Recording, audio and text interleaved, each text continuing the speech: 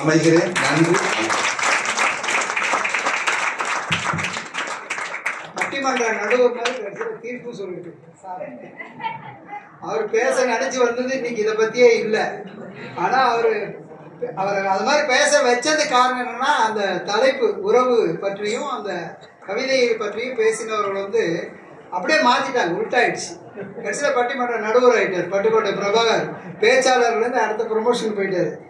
இந்த பாடல் அரங்கத்தில் பாடியவர்களை சிறப்பிக்கவில்லை. அது திடீர்னு அதை எப்படி ஸ்கிப் ஆச்சுன்னு தெரியல. குமாரி காருண்யா இருக்காங்களா? காருண்யா சார்பா யாராவது இருக்காங்களா? இருக்காரு, அவரே இருக்காரு. நீங்க வாங்கிக்கலாம். அடுத்தது ரமா கணேசன் வாங்க. மாதவன் சார் அப்பவே வாங்கி போயிட்டார். சங்கர் கணேஷ் அந்த குரூப் எத்தனை பேர்? நீங்க அப்படியே அந்த குரூப் வந்துருங்க. 4 பேருமா? 4 பேரும் வந்துருங்க.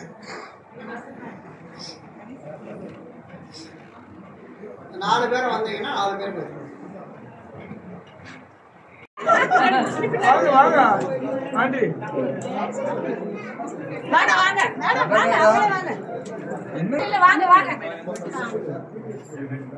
சரி, இவரை முதல்ல இதுக்கு அனுப்பிச்சுக்கோங்க.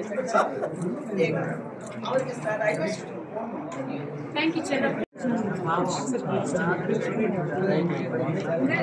லாஸ்ட் வரைக்கும் நிக்கிறோம் சார்.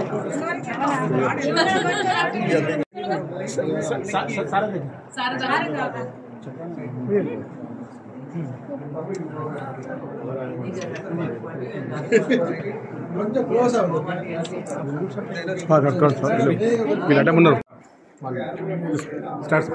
வணக்கம். நான் எழுத்தாளர் பட்டுக்கோட்டை பிரபாகர் பேசுகிறேன்.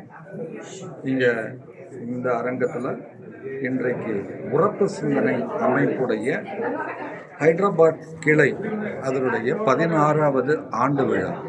இதில் சிறப்பு விருந்தினராக கலந்து கொண்டதில் ரொம்ப பெருமை அடைகிறேன்.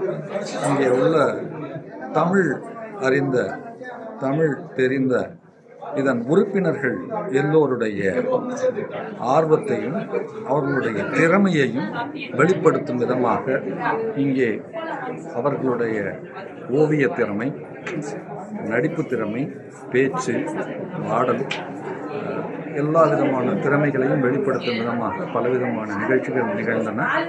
இதில் நான் கலந்து கொண்டதில் மிக்க மகிழ்ச்சி. நன்றி.